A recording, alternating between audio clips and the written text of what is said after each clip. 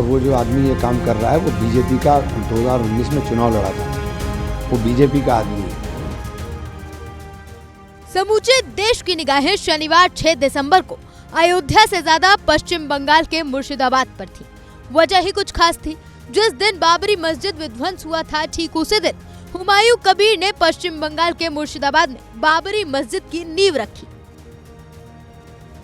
हुमायूं कबीर के नेतृत्व में मुर्शिदाबाद के बेलडांगा में बड़ा कार्यक्रम आयोजित हुआ। उनके समर्थकों की भीड़ निर्माण स्थल पर सुबह से ही इकट्ठा रही।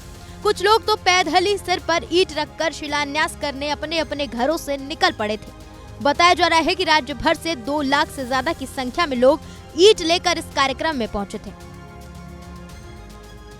इस मौके पर बकायदा दुआ पड़ी गई। फिर मंच पर सभी लोग इकट्ठा हुए। नारे तकबीर, अल्लाहू अकबर के नारे बुलंद किए गए और इन्हीं धार्मिक नारों के बीच सफेद रिबन काटकर बंगाल में नई बाबरी मस्जिद के निर्माण की औपचारिक शुरुआत कर दी गई। लेकिन सवाल ये है कि देश की सुप्रीम अदालत के फैसले, जिस बाबरी मस्जिद को लेकर देश भर के करोड़ों मुसलमानों ने बेहद संजीदगी के साथ सुप्रीम कोर्ट के फैसले को मान लिया था, 3 दशक से भी ज्यादा वक्त बाद आखिर नई बाबरी मस्जिद की चिंगारी क्यों चलाई गई? इस पूरे मामले में सियासत शबब पर है। टीएमसी समेत कई दलों का मानना है कि हुमायूं कबीर बीजेपी के एजेंट हैं, जबकि बीजेपी का कहना है कि टीएमसी के भीतर ही लड़ाई चल रही है। लेकिन आपको ये जानकर बहुत हैरानगी होगी कि हुमायूं कबीर एक वक्त में बीजेपी में ही थे। वो 2019 में बीजेपी के टिकट पर लोकसभा का चुनाव भी लड़ चुके हैं। सब बकवासबाजी है। ये पूरे मुल्क के अंदर फिर नफरत के माहौल को खड़ा करने की तैयारी है। और वो जो आदमी ये काम कर रहा है वो बीजेपी का 2019 में चुनाव लड़ा था, वो बीजेपी का आदमी है। एक नफरत का माहौल खड़ा करेंगे पूरे मुल्क के अंदर और नफरत के माहौल के ऊपर राजनीति होगी। पश्चिम बंगाल सरकार को चाहिए बहुत सख्ती के साथ इसके अंदर एक्शन ले। मस्जिद बनाने पे कोई रोक नहीं है, लेकिन मस्जिद के नाम के ऊपर इस तरीके की राजनीति करना या मस्जिद को सियासत का अखाड़ा बनाना किसी सूरत में मुनासिब नहीं है। कल उत्तर प्रदेश के डिप्टी सीएम का बयान आ गया था, हम उखाड़ के फेंक देंगे। तो क्या तमाशा देश में बना रहे हैं? आपस में मिलकर नूरा कुश्ती खेलेंगे और पूरा मुल्क जलने का काम करेगा। टीएमसी ध्रुवीकरण चाहती है। टीएमसी पश्चिम बंगाल में वोट बैंक की पॉलिटिक्स करना चाहती है।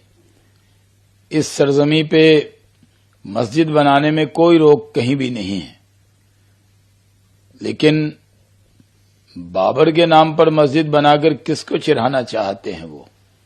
तो बाबर के नाम पर ये मस्जिद बनाकर टीएमसी अपनी कब्र खुद खोद रही है।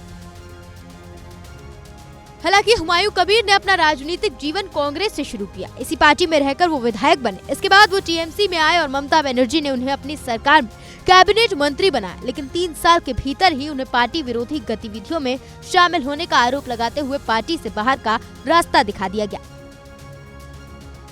2018 में हुमायूं कबीर बीजेपी में शामिल हो गए।